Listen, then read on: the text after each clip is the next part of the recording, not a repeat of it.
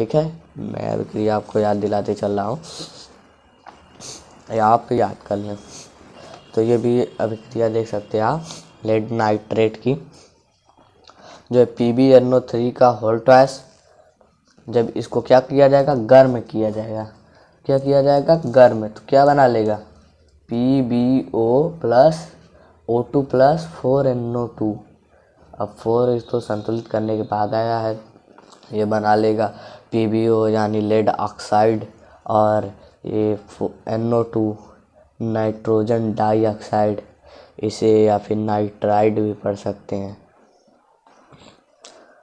ठीक है, तो ये जो लेड नाइट्रेट होता है इसको गर्म किया जाता है तो ये बना लेगा लेड ऑक्साइड, और ऑक्सीजन और नाइट्रोजन डाइऑक्साइड बना लेता है। अभिक्रिया आप याद कर लेंगे, ये पेपर में बहुत बार पूछा गया है। अब देख लेते हैं यहाँ पर क्या लिखा है। वियोजन अभिक्रियाएं प्रायः ऊष्माशोषी अभिक्रिया होती है। मैंने बताया था ऊष्माक्षेपी और ऊष्माशोषी दो अभिक्रियाएं होती हैं।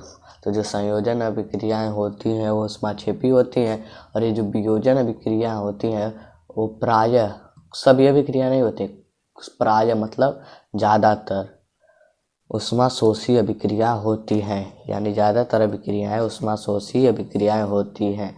फिर आगे देखते हैं, वे अभिक्रियाएं जिनमें अभिकारक को तोड़ने के लिए ऊष्मा या प्रकाश विद्युत ऊर्जा की आवश्यकता होती है ऊष्माशोषी अभिक्रिया कहलाती है।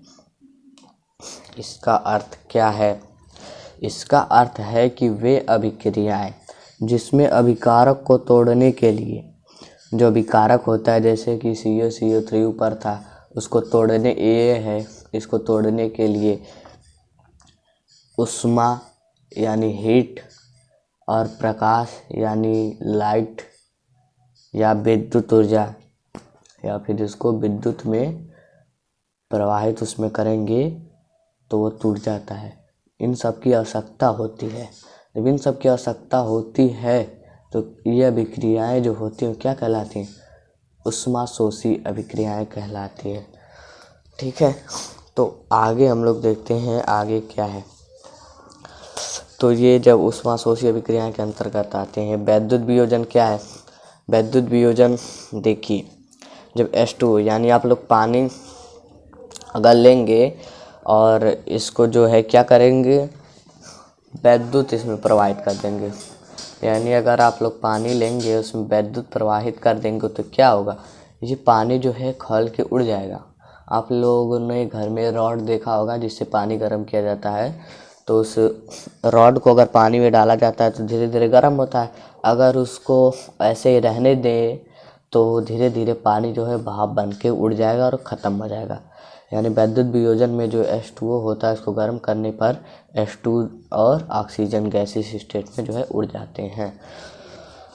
तो यहाँ पर ये संतुलित नहीं है, यहाँ पर O2 है तो यहाँ पर 2 लिख देंगे, तो इधर हो जाए 2 दूना 4, हाइड्रोजन हो जाएगा 2, O2 हो जाएगा, O2 संतुलित है, यहाँ पर 2 लिख देंगे, 2H2 4। ठीक है, अब मैंने बताया था प्रकाश से भी वियोजित होगा। अब प्रकाशिक वियोजन में देखते हैं हम लोग, प्रकाशिक वियोजन में कैसे किस प्रकार होता है। तो देखिए, जो होता है A2AgCl2 plus 2Ag plus Cl2, ये क्या है, ये है सिल्वर क्लोराइड। क्या है, सिल्वर क्लोराइड। जब सिल्वर क्लोराइड होता है अगर उसको प्रकाश में ले जाया जाए तो Ag प्लस Cl2 में ये टूट जाता है, इसमें टूट जाता है Ag प्लस CO2 में Cl2 में ये टूट जाता है। ये हो गया चांदी, ये हो गया क्लोरीन। ठीक है, जो ये टूट जाता है जिसका यूज श्याम श्वेत फोटोग्राफी में किया जाता है, यानी ब्लैक एंड वाइट फोटोग्राफी में किया जाता है। पहले के ज़माने में ये यूज होता था, black and white photography. Paper में आएगा, ये 1 से 2 नंबर में आता है, श्याम श्वेत फोटोग्राफी क्या है, इसके फार्मूला कैसे बनाया जाता है इसको आप लिखें। और एक और होता है जिससे श्याम श्वेत फोटोग्राफी में यूज होता है, वो होता है सिल्वर ब्रोमाइड, यहाँ पे सिल्वर क्लोराइड है, यहाँ पर सिल्वर ब्रोमाइड है। यहाँ पर जो सिल्वर ब्रोमाइड को प्रकाश में ले जाया जाता है तो टूट जाता है सिल्वर और ब्रोमीन में। किस में टूटता है? सिल्वर और ब्रोमीन में। देखिए यहाँ पर लिखा है इसका उपयोग श्याम श्वेत photography, black and white photography में होता है। ठीक है, तो इसका उपयोग कहाँ होता है? श्याम श्वेत फोटोग्राफी में। तो इसके आगे हम लोग देखते हैं, तो देखते हैं अब विस्थापन अभिक्रिया। अब तक हम लोगों ने देखा संयोजन अभिक्रिया, वियोजन अभिक्रिया, अब देखते हैं विस्थापन अभिक्रिया। तो विस्थापन अभिक्रिया में देखते हैं जब अधिक क्रियाशील तत्व धातुओं के सक्रियता का क्रम होता है। मैं वीडियो के लास्ट में आप लोगों को दे दूंगा, आप लोग स्क्रीनशॉट मार लीजिएगा। तो जो होता है जब अधिक क्रियाशील तत्व कम क्रियाशील तत्व के विलयन में डुबोया जाता है तो अधिक क्रियाशील तत्व कम क्रियाशील तत्व को विस्थापित कर देता है। यानी ये आप ऐसे नहीं समझ सकते, मैं भी उदाहरण देता हूँ। जैसे कि कोई एक मोटा आदमी है, ठीक है, और कोई मोटा आदमी है और कोई पतला आदमी है, ठीक है। यहाँ पर डेस्क पे पतला आदमी बैठा है और सभी डेस्क पे बहुत लोग बैठे हैं, जगह नहीं है। तो मोटा आदमी जो है इस पतले दुबले आदमी को यहाँ पे डेस्क पे ऐसे बैठेगा, ऐसे ठेल देगा, तो ये क्या होगा? गिर जाएगा, ये गिर जाएगा पतला आदमी। और एक मोटा आदमी यहाँ पर डेस्क पे बैठ जाएगा, ठीक है। ये डेस्क पे बैठ जाएगा तो पतला आदमी गिर जाएगा, यानी यहाँ से इसको विस्थापित कर दिया। आप लोगों ने 9 में पढ़ा होगा विस्थापन। तो उसी प्रकार से है यहाँ पर, यहाँ से ये इसको ठेल के हटा देगा, भगा देगा, तो क्या ये विस्थापित हो जाएगा, तो ये कहीं और पे चला जाएगा, ठीक है। ये कहाँ चला जाएगा? पतला आदमी कहीं और पे। तो इसका उदाहरण हम लोग देते हैं आपको, जैसा कि देखिए Zn प्लस CuSO4। जो Zn है वो क्या है? ये जो कॉपर है इससे अधिक क्रियाशील है। किससे अधिक क्रियाशील है? कॉपर से। जिंक जो है कॉपर से अधिक क्रियाशील है। कैसे पता चलेगा अधिक क्रियाशील है? तो इसके लिए मैं वीडियो के लास्ट में आप लोगों को दूंगा। तो ठीक है, देखिए जिंक प्लस CuSO4 यानी कॉपर सल्फेट और जिंक। कॉपर सल्फेट और जिंक की जब अभिक्रिया होगी तो क्या देगा? ZnSO4 plus Cu। अभी Cu कहाँ से आ रहा है? Cu क्यों हट जा रहा है? क्योंकि जो है जिंक Cu से अधिक क्रियाशील है। क्या है? जो जिंक है Cu से अधिक क्रियाशील है। जिंक जो है Cu से अधिक क्रियाशील है, इसलिए Cu को विस्थापित कर दे रहा है और ZnSO4 के साथ आ जा रहा है। और फिर जो Cu है वो कहीं और चला जा रहा है अकेले मायूस होकर, ठीक है। तो देखिए यहाँ पर जो फेरस यानी जो लोहा है फेरस, ये भी जो है वो कॉपर से अधिक शक्तिशाली है, यानी अधिक क्रियाशील है। और SO4 यानी सल्फेट, ठीक है। अब आप लोग कहेंगे कि ये जो फेरस है ये Cu के साथ क्यों नहीं चला जाता, सल्फेट को विस्थापित कर देता? ये भी तो हो सकता है। क्यों नहीं होता? क्योंकि ये जो फेरस जिंक जो सभी तत्व होते हैं वो धनायन बनाते हैं। क्या बनाते हैं? धनायन। और जो SO4 है ये तत्व नहीं है, ये सल्फर और ऑक्सीजन के मिश्रण से बना है जो कि यौगिक है, और ये बनाते हैं ऋणायन। क्या बनाते हैं? ऋणायन।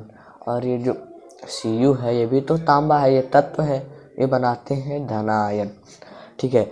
तो आप लोगों ने पढ़ा चुंबक देखा होगा, चुंबक देखा होगा। जब प्लस प्लस लाते हैं, सामने आप लोगों ने पढ़ा भी होगा, जब प्लस प्लस लाते हैं तो ये एक दूसरे से क्या होते हैं? दूर जाते, ये भी एक दूसरे से दूर जाते। और जब माइनस और प्लस लाते हैं तो एक दूसरे के करीब आते हैं, ठीक है। क्या होते हैं? करीब आते हैं एक दूसरे के, ठीक है। एक दूसरे को आकर्षित करते हैं। प्लस और माइनस सिरा लाएंगे चुंबक का तो एक दूसरे को चिपक लेते हैं। इसलिए Fe जो Cu से अभिक्रिया नहीं करता। अगर आप लोहे की छड़ लेंगे और उसको तांबे के लोटे में रख देंगे तो क्या वो कोई अभिक्रिया करेगा? तो क्या तांबा अभिक्रिया करके गल जाएगा? नहीं होता। यानी तत्व अभिक्रिया आपस में नहीं करते, ठीक है। कुछ अपवाद हैं, कुछ तत्व जो होते हैं अभिक्रिया करते हैं, जैसे Hg मर्क्यूरी जो है वो तरल अवस्था में रहता है, मर्क्यूरी यानी पारा Hg तरल अवस्था में रहता है, वो अभिक्रिया कर लेता है। अगर एल्युमिनियम पे ये गिर जाए तो प्लेन में, अगर जैसे प्लेन एल्युमिनियम का होता है, प्लेन में नहीं ले जाने दिया जाता है ये, अगर ये एल्युमिनियम पे गिर जाता है तो उसको पिघला देता है। क्या होता है? पिघला देता है। कुछ अपवाद हैं, एक ही दो तत्व, लेकिन ये देखिए यहाँ पर तत्व से अभिक्रिया नहीं करता है। क्या? तत्व से अभिक्रिया नहीं करता है, इसलिए बनाता है FeSO4 प्लस Cu। ठीक है, Cu ये बन जा रहा है। Cu जो है कम क्रियाशील है Fe से भी। आपको मैं जब दूंगा धातुओं के सक्रियता का क्रम, तो आप उसमें देख लीजिएगा कि जो है Cu किन से अधिक शक्तिशाली है, किन से कमज़ोर है। तो इन सब से तो कमज़ोर है Cu। तो अब आप आगे देखेंगे द्विविस्थापन अभिक्रिया। ये तो विस्थापन अभिक्रिया था, यानी ये एक ही लोगों को विस्थापित कर रहा था। तो आगे हम लोग देखते हैं। तो सॉरी दोस्तों, कॉल आ गया था किसी का, तो मैंने साइलेंट में नहीं रखा था, तो सॉरी उसके लिए। अब हम लोग आगे देखते हैं द्विविस्थापन अभिक्रिया। जब किन्हीं दो पदार्थों द्वारा अभिक्रिया में आयनों का आदान प्रदान होता है, द्विविस्थापन कहलाता है। जैसे कि Na2SO4 प्लस BaCl2। ठीक है, Na2SO4 प्लस BaCl2, ये क्या देगा? NaCl plus BaSO4। ये क्या देगा? NaCl और BaSO4। ये जो है सोडियम है, ये जो है ये धनायन है, ये जो ऋणायन है। क्यों धनायन ऋणायन है? आप जानते हैं धनायन धनायन हो ही नहीं सकता। आप हमेशा समझ जाएंगे लेफ्ट वाला है जो ये धनायन है ऋणायन है। आप इसको देख लीजिए, ये धनायन ऋणायन है, तो Na2 है जो Ba के साथ तो नहीं जाएगा, तो धनायन है ये ऋणायन है, इसके साथ चला जाएगा।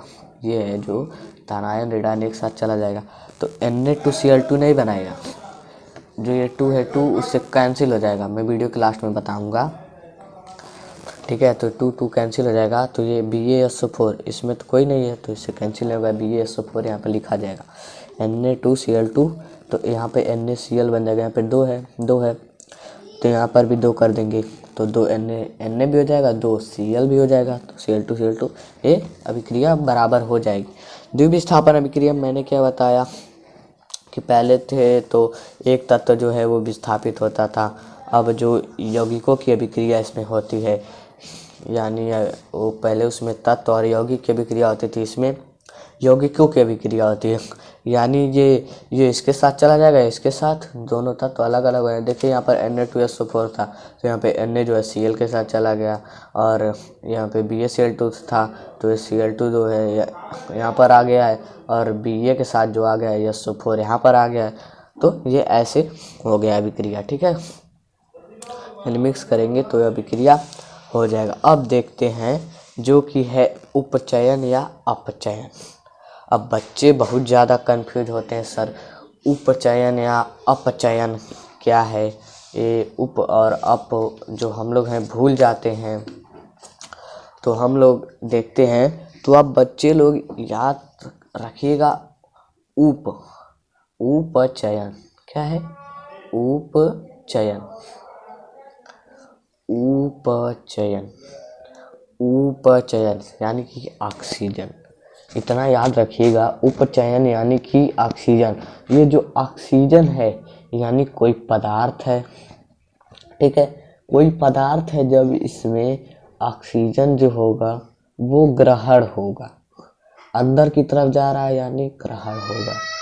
जो पदार्थ है वो ऑक्सीजन को क्या करेगा?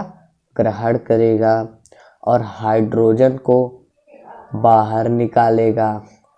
ऑक्सीजन को ग्रहण करेगा और हाइड्रोजन को बाहर निकालेगा। क्या हो जाएगा? उपचयन। बस आपको इतना रखना है, उपचयन यानी ऑक्सीजन प्लस ऑक्सीजन को क्या हो रहा है? जुड़ रहा है, उसमें पदार्थ में जा रहा है। यानी जब ऑक्सीजन जुड़ेगा तो हाइड्रोजन निकलेगा, हाइड्रोजन जुड़ेगा तो ऑक्सीजन निकलेगा। इतना आपको याद रखना है। उपचयन होगा तो ये ऑक्सीजन ग्रहण होगा, हाइड्रोजन बाहर निकलेगा। और जब अपचयन होगा तो क्या होगा? हाइड्रोजन जुड़ेगा, ऑक्सीजन निकलेगा। उल्टा हो रहा है, यहाँ पे ऑक्सीजन जुड़ रहा था, हाइड्रोजन निकल रहा है, यहाँ पे हाइड्रोजन जुड़ रहा है, ऑक्सीजन निकल रहा है। अपचयन, अप मतलब अपचयन, यहाँ पर उ है, यहाँ पर अ है, तो उ से याद रखेंगे तो इसमें ऑक्सीजन आता है। ठीक है, आगे देखते हैं। जब पदार्थ हाइड्रोजन को ग्रहण करता है, जब पदार्थ हाइड्रोजन को ग्रहण करता है और ऑक्सीजन को निकालता है तो क्या होता है? अपचयन। हाइड्रोजन को ग्रहण कर रहा है, यहाँ पर आप लोग देख सकते हैं हाइड्रोजन ग्रहण कर रहा है, ऑक्सीजन को निकाल रहा है, क्या हो गया? अपचयन। अब फिर देखते हैं, जब पदार्थ ऑक्सीजन को ग्रहण करता है, क्या करता है? जब पदार्थ ऑक्सीजन ग्रहण करता है और हाइड्रोजन को निकालता है, उपचयन कहलाता है। यानी कि जो ऑक्सीजन है उसको ग्रहण करता है और हाइड्रोजन को निकालता है, ऑक्सीजन को ग्रहण करेगा, हाइड्रोजन को निकालेगा, तो क्या होगा? उपचयन। उप मैंने बताया कि ऑक्सीजन जुड़ेगा और हाइड्रोजन निकलेगा। ठीक है, हाइड्रोजन निकल जाएगा और ऑक्सीजन जुड़ेगा। इससे कुछ समीकरण की उदाहरण देख लेते हैं हम लोग। देखिए कि यहाँ पर जो अपचयन होता है उसे कहते हैं ऑक्सीडेशन और उपचयन उसे कहते हैं रिडक्शन।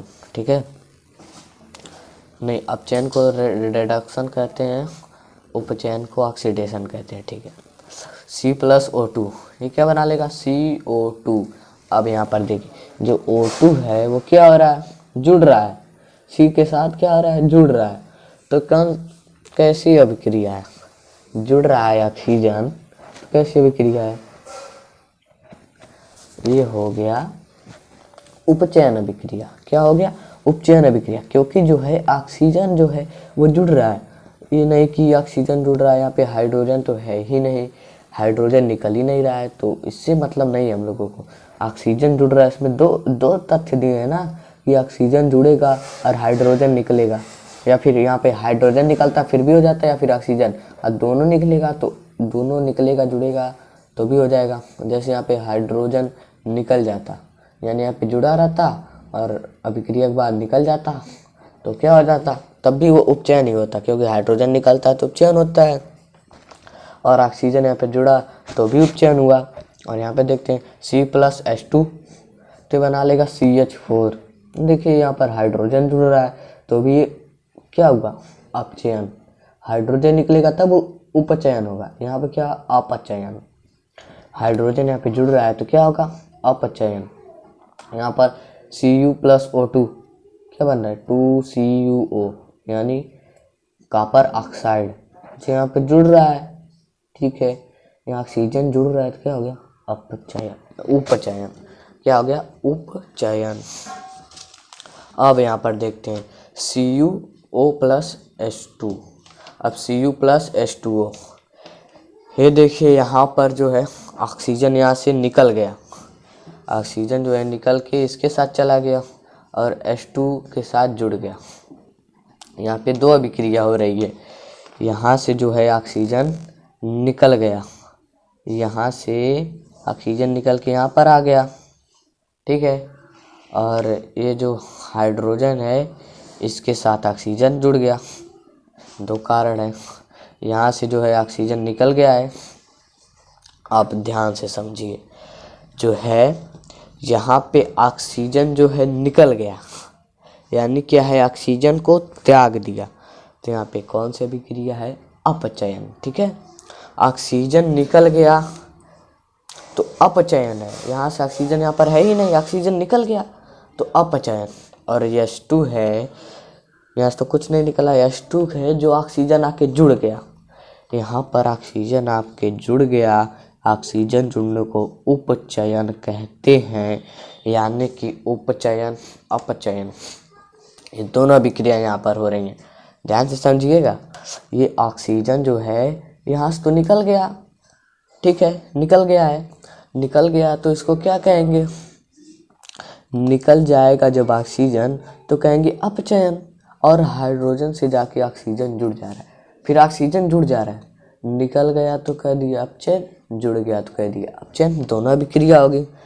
मैंने बताया था इसको कहते हैं रिडक्शन रिडक्शन, इसको कहते हैं ऑक्सीडेशन। रिडक्शन और ऑक्सीडेशन जब दोनों अभिक्रिया होती हैं तो इसका होता है रेड और जुड़ता है ऑक्स। ये दोनों मिलके बनता है रेडॉक्स। क्या बनता है? रेडॉक्स। इस अभिक्रिया को रेडॉक्स अभिक्रिया कहते हैं। ये पेपर में पूछा जाएगा कि जब उपचयन एवं अपचयन होता है तो कौन सी अभिक्रिया का बनती है, या फिर ऐसे पूछ दिया जाएगा रेडॉक्स अभिक्रिया किसे कहते हैं। तो देखेंगे ऐसी अभिक्रिया जिसमें ऑक्सीकरण तथा उपचयन, ऑक्सीकरण मतलब उपचयन, ऑक्सीकरण तथा अपचयन दोनों होता है, रेडॉक्स अभिक्रिया कहलाती है। इसको हिंदी में भी ऐसे पूछ सकता है, रेडॉक्स अभिक्रिया किसे कहते हैं। तो आप इसका उत्तर ऐसे देंगे कि वह अभिक्रिया या फिर ऐसी अभिक्रिया जिसमें ऑक्सीकरण या ऑक्सीकरण की जगह आप उपचयन लिख सकते हैं तथा अपचयन दोनों होता है, रेडॉक्स अभिक्रिया कहलाती है। अब पूछ देगा रेडॉक्स अभिक्रिया का उदाहरण, तो आप ये लिख सकते हैं। ठीक है, तो आप ये लिख सकते हैं रेडॉक्स अभिक्रिया का उदाहरण देख सकते हैं। यहाँ पर भी वही समझाया गया है, उपचयन एवं अपचयन हो रहा है। और भी उदाहरण इसके देखिए, जिंक ऑक्साइड और सी। यहाँ पर देखिए जिंक जो है यहाँ पर अकेला हो जा रहा है, जिंक से निकल गया, क्या पर हो गया अपचयन, ऑक्सीजन निकल गया अपचयन हो गया, और ऑक्सीजन जुड़ गया उपचयन हो गया। तो क्या हो गया? रेडॉक्स यानी रेडॉक्स अभिक्रिया ये हो गया। यहाँ पे MnO 2+4HCl, MnCl2 + 2H2O + Cl2 क्या है? ये है मैग्नीज ऑक्साइड प्लस 4HCl यानी हाइड्रोक्लोरिक अम्ल, ये बन जाता है मैग्नीज क्लोराइड, और 2H2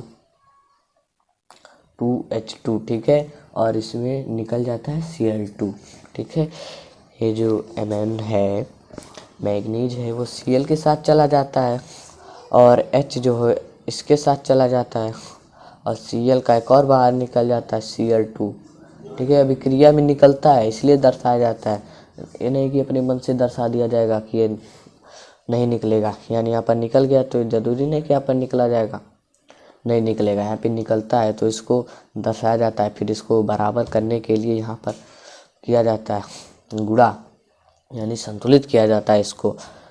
देखो मैं यहाँ पर Cl2 दो बार है तो 4 Cl2 हो गया, तो 4 यहाँ पर लिखा गया है, तो H को संतुलित करने के 2 × 4H हो गया। और ऑक्सीजन तो संतुलित है क्योंकि 2 यहाँ पर 2 ठीक है, संतुलित है। अब पढ़ते हैं हम लोग संक्षारण। क्या है? संक्षारण। संक्षारण में क्या है? जिसे बोलते हैं रस्ट, जंग लगता है, संक्षारित होता है। तांबा में भी लगता है, जंग नहीं लगता है। मैं बताता हूँ उसमें क्या होता है। अभी देखिए, जब किसी पदार्थ जैसे धातु आर्द्रता या नमी के संपर्क में आता है तो उसकी ऊपरी सतह कमजोर हो जाता है, जिसे संक्षारण कहते हैं। जैसे मैंने शुरू में ही आपको बताया था, लोहे पर जंग लगना, चांदी का काला होना। आपने देखा होगा कि औरतें जो चांदी पहनती है उसको पहने ही रहती हैं, फिर कुछ दिनों बाद वो काला पड़ जाता है। तो काला क्यों पड़ता है? धीरे धीरे संक्षारित हो जाता है, जो सूर्य के प्रकाश में आता है वो, तो धीरे धीरे काला पड़ जाता है। तो क्या होता है? परत बन जाता है उस पर, तो उसको साफ़ किया जाता है। ठीक है, तो वो काला पड़ जाता है, उसके ऊपर परत जम जाती है, तो क्या होता है? वो संक्षारित होता है। आगे देखते हैं, संक्षारण को रोकने के लिए क्या क्या किया जाता है। संक्षारण जैसे आपने घर में देखा होगा कि जैसे जो ड्रम होता है, गेहूँ रखने वाला ड्रम, उस पर जो है संक्षारण हो जाता है। अगर लोहे का जो आता है उसमें बता रहा हूँ, जो बक्से होते हैं वो भी संक्षारित हो जाते हैं, उस पर जंग लग जाता है। तो देखा होगा ज़्यादातर अब बक्से तो पेंट करके आ रहे हैं। पेंट क्यों किया जाता है उन पर? क्योंकि जो है नमी जो है उसके संपर्क में आएगा ही नहीं लोहे के, क्योंकि उसके ऊपर पेंट लग गया। जब पेंट लग गया, पेंट को आर पार करके वो नमी नहीं जाएगी। तो जब नमी उस लोहे के पास नहीं पहुंचेगी तो संक्षारित ही नहीं होगा, तो उसको पेंट कर दिया जाता है, जिससे वो अच्छा भी लगता है और संक्षारित होने से भी बच जाता है। और संक्षारण को रोकने के लिए पेंट किया जाता है। और विद्युत लेपन यानी विद्युत द्वारा एक तांबे का लेप चढ़ाया जाता है, नहीं जिंक का लेप चढ़ाया जाता है, जो विद्युत लेपन होता है, जिससे भी जंग नहीं लगती। उसके बीच में जिंक आ जाता है, जिससे नमी नहीं पहुंचती है। ठीक है, तो इसका भी विद्युत का भी लेपन लगाया जाता है या असद लेपन किया जाता है। इसका मतलब है यसद लेपन यानी तेल ग्रीस आदि लगाया जाता है। अपने साइकिलों बाइकों में देखा होगा ग्रीस लगाया जाता है, मोबिल डाला जाता है उसमें, ताकि वो प्रॉपर वर्क करता है, जिससे पानी नमी आदि के संपर्क में नहीं आता है। अगर उसमें तेल मोबिल ख़त्म हो जाता है, देखते हैं साइकिल में, तो कड़ कड़ कड़ कड़ की साइकिल में आवाज़ आती है, जिससे वो प्रॉपर अच्छे से वर्क नहीं करता। और अब देखेंगे उसमें मूर्छा लग जाता है। क्या लग जाता है? मूर्छा लग जाता है पानी के संपर्क में आ जाने से। इसलिए तेल या ग्रीस लगा दिया जाता है उस पर, जिससे वो नहीं संक्षारित होता है। अब क्या देखना है हम लोगों को? अब देखना है विकृत गंधिता। अब ये विकृत गंधिता क्या है, पहले मैं आप लोगों को समझा देता हूँ। आप लोगों ने देखा होगा, अगर आज खाना बना, मतलब रात को सब्जी बनी, सभी लोगों ने खा लिया, थोड़ी सब्जी बच गई, तो सुबह हुई, फिर शाम हुआ, मतलब कुछ दिनों में सब्जी किसी ने नहीं खाई, वैसे ही रखा रह गया, मतलब कहीं कोने में पड़ा रह गया, किसी को पता नहीं था सब्जी है, तो वो सब्जी जो है बदबू आने लगी। फिर सभी लोग खोजने लगे किधर है, क्या बदबू दे रहा है। तो देखा गया कि तो ये तो सब्जी है, तो सब्जी है कुछ दिनों पर सड़ गई। क्यों सड़ गई? क्योंकि सब्जी में रहता है तेल, उसमें रहता है वसा। जब जो है इसी को कहते हैं विकृत गंधिता, जो बदबू आती है उसी को कहते हैं विकृत गंधिता। ये बदबू क्यों आती है? जब वसा युक्त या तैलीय पदार्थ वातावरण के संपर्क में आता है तो उसका स्वाद और गंध बदल जाता है, जिसे विकृत गंधिता कहते हैं। इसका तो विकृत गंधिता देख रहे थे हम लोग। जब वसा युक्त या तैलीय पदार्थ वातावरण के संपर्क में आता है तो उसका स्वाद और गंध बदल जाता है, जिसे विकृत गंधिता कहते हैं।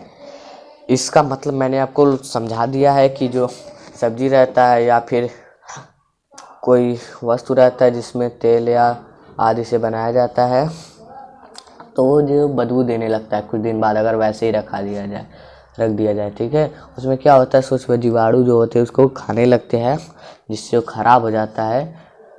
ठीक है, तो बदबू देने लगता है। अब देखते हैं विकृत गंधिता को रोकने के लिए वायुरोधी बर्तन, ठीक है, वायुरोधी बर्तन यानी उसको ढक के रखा जाए, जिससे वायु उसमें ना जा पाए।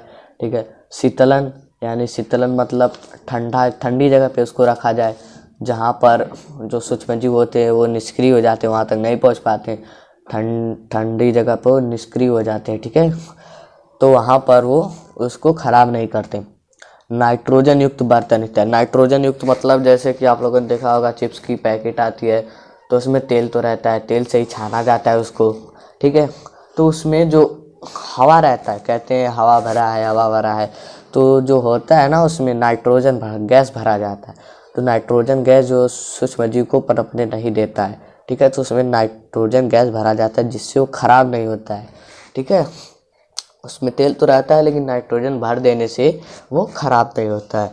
तो आगे देखते हैं, आगे कुछ अभिक्रियाएं देख लेते हैं। जैसे जिंक प्लस AgNO3 दे देगा ZnNO3 का वोल्टॉस प्लस 2Ag यानी 2 भाग चांदी। ये सब अभिक्रियाएं आप लोग याद कर लीजिएगा, कुछ उदाहरणों के बाद देते रहेंगे हम अभिक्रियाएं, याद कर लीजिएगा, जिससे कि आपको अच्छे से आए। COH का वोल्टॉस plus CO2 CaCO3 plus H2O। देखिए यहाँ पर CaCO3 प्लस H2O, इसका मतलब यहाँ पर जब CaCOH का वोल्टॉस जब आप लोग पुताई करते हैं तो जो रहता है गीला रहता है।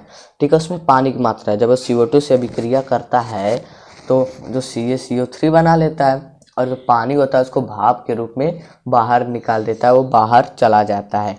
इसको द्विविस्थापन अभिक्रिया यहाँ पर देख लीजिए, कुछ उदाहरण हैं उसके। उदाहरण मैंने लास्ट में लिख दिया है ये, क्योंकि पेपर में ये आ सकते हैं, ताकि आप लोग अच्छे से इसको याद कर लें। क्या है, ये है KBr यानी पोटेशियम ब्रोमाइड, और BaI बेरियम आयोडाइड। जो ये बेरियम है वो ब्रोमाइड से अभिक्रिया कर लेगा, बना देगा बेरियम ब्रोमाइड, और ये बना देगा पोटेशियम आयोडाइड। क्या बना देगा? Potassium iodide. ठीक है, तो इसको संतुलित है। ठीक है। ZnCO3 देगा वियोजन अभिक्रिया। ये ZnCO3 क्यों वियोजित? यहाँ पे ताप दिया गया होगा, उष्मा दिया होगा, या फिर प्रकाश या फिर विद्युत, किसी न किसी तरह ये वियोजित हुआ होगा। तो ये जब वियोजित हुआ होगा तो ये बना लेगा ZnO+CO2। ठीक है, जब ये वियोजित होगा तो क्या बना लेगा? ZnO+CO2। ये गरम करने से जो है वियोजित हुआ है। यहाँ पर ऊपर लिखेंगे डेल्टा, गरम का निशान है। H2+Cl2 यानी ये बन जाएगा HCl। दो यहाँ पर भी दो, यहाँ पर दो, ये दोनों हो जाएगा। यहाँ पे क्या HCl यानी हाइड्रोक्लोरिक अम्ल। ये हाइड्रोजन, ये है क्लोरीन, ये बना लेगा हाइड्रोजन क्लोराइड, या फिर इसको पढ़ेंगे हाइड्रोक्लोरिक अम्ल। ठीक है, तो आगे देखते हैं हम लोग। आगे क्या है? आगे है आप लोगों का Mg+2HCl। ये विस्थापन अभिक्रिया का कारण आप लोग इसे याद कर लीजिए। तो बना लेगा MgCl+H2। H2 बाहर निकल जाएगा, यहाँ पे 2 Cl। ठीक है, ये अभिक्रिया संतुलित है। अब लास्ट टॉपिक इसका हम लोग पढ़ लेते हैं कुछ उदाहरण के बाद, और मैं इसके बाद आप लोगों को बता दूंगा रिएक्शन कैसे होता। तो लास्ट टॉपिक है हम लोगों का अवक्षेपण अभिक्रिया। तो अवक्षेपण अभिक्रिया ये बहुत लोग बताते नहीं हैं। मैंने पढ़ा इसको NCERT को, तो NCERT के लास्ट में क्वेश्चन था, मैंने देखा तो था अवक्षेपण अभिक्रिया क्या है। तो अवक्षेपण अभिक्रिया हम लोग देख लेते हैं। जिस अभिक्रिया में अभिकारकों के परस्पर अभिक्रिया के पश्चात उत्पाद तली में बैठ जाता है, अवक्षेपण अभिक्रिया कहलाता है। यानी जब अभिक्रिया होता है तो जब उत्पाद बनता है वो तली में बैठ जाता है नीचे, तो क्या होता है? वो अभिक्रिया होता है अवक्षेपण अभिक्रिया। जैसे देखेंगे AgNO3+Cu। अब AgNO3Cu क्या है? AgNO3 है जो वो जली है, एक्वस है। इसमें जब तांबा डालेंगे, क्या डालेंगे?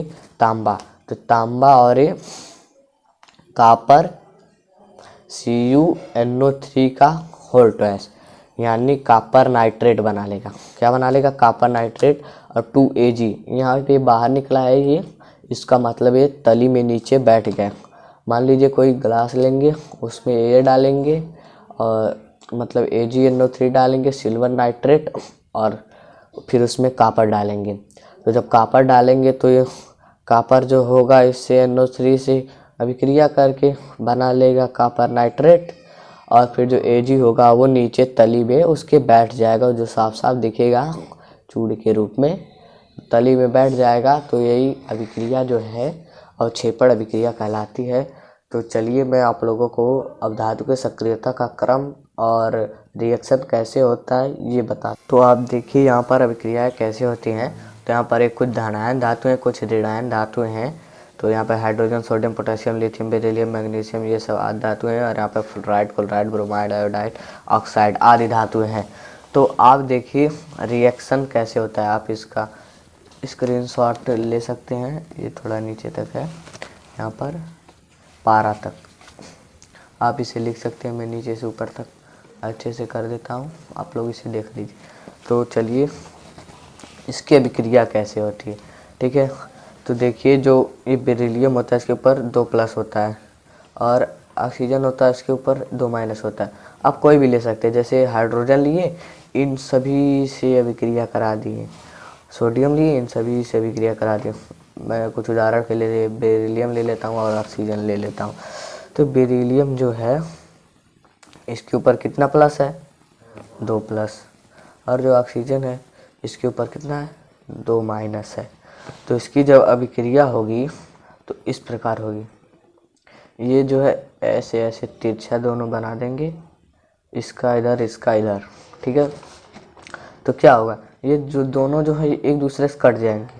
क्या होगा, 2 1 कम 2, 2 1 कम 2, ठीक है। तो ये बना लेगा, बी का एक में गुणा करेंगे, बी क्या बन जाएगा, बी और फिर ऑक्सीजन का एक में गुणा करेंगे, ओ क्या बना लेगा, बेरिलियम ऑक्साइड, नहीं बेरिलियम मोनोऑक्साइड, ठीक है, ये बनाएगा।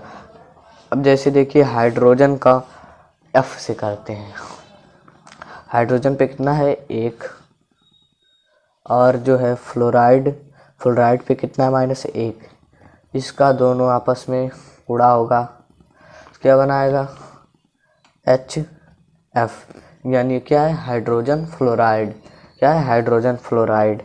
और देखते हैं, जैसे देखिए मैग्नीशियम का लेते हैं, मैग्नीशियम कितना है, मैग्नीशियम पे 2 है, और इधर लेते हैं फ्लोराइड, इस पे कितना है 1, ऐसे दोनों को क्रॉस मल्टीप्लाई करेंगे इधर, इसका मतलब ये इसके नीचे, इसका मतलब है ये इसके नीचे, इसका कोई मतलब नहीं है, मतलब इसका ये 2 इसके नीचे है।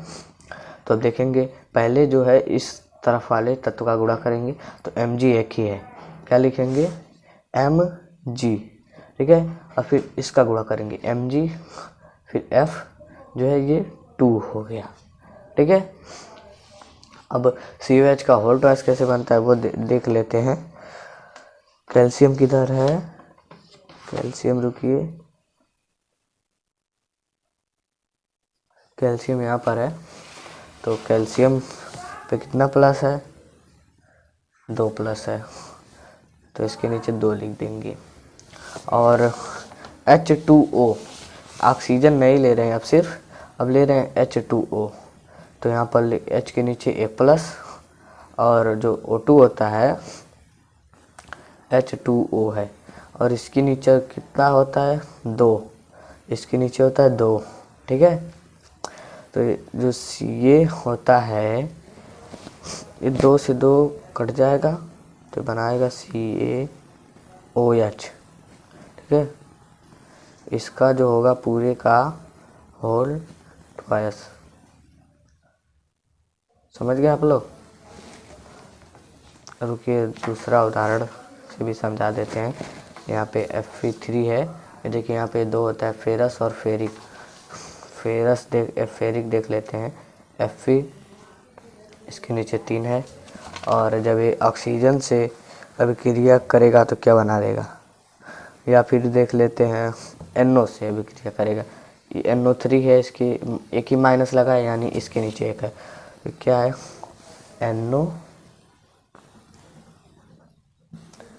NO3 है, इसके नीचे 1 ही है, ऐसे ऐसे गुणा करा देंगे तो बना देगा, इसका गुणा होगा Fe, ये बनाएगा NO3, अभी फिर 3 आ गया, तो इसका नहीं कि इसका गुणा कर देंगे, ऐसे नहीं, तो इसमें पूरे में गुणा होगा, तो इसमें आप कोष्टक नीचे लग जाएगा, FeNO3 का होल थ्राइस, ऐसे हो जाएगा, ठीक है। ऐसे नहीं गुणा होगा कि डायरेक्ट इसमें गुणा कर 3 तरीका 9, ऐसे नहीं, ऐसे लिखेंगे, ठीक है, कोष्टक लगा के, ठीक है।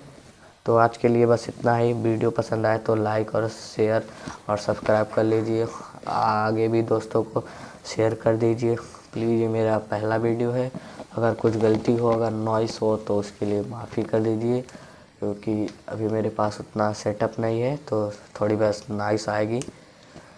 तो ठीक है, वीडियो को लाइक कर दीजिए और चैनल को सब्सक्राइब कर दीजिए आगे आने वाली वीडियो को देखने के लिए, क्योंकि रोज़ हम नए वीडियो अब डालेंगे, आप लोग देखिएगा।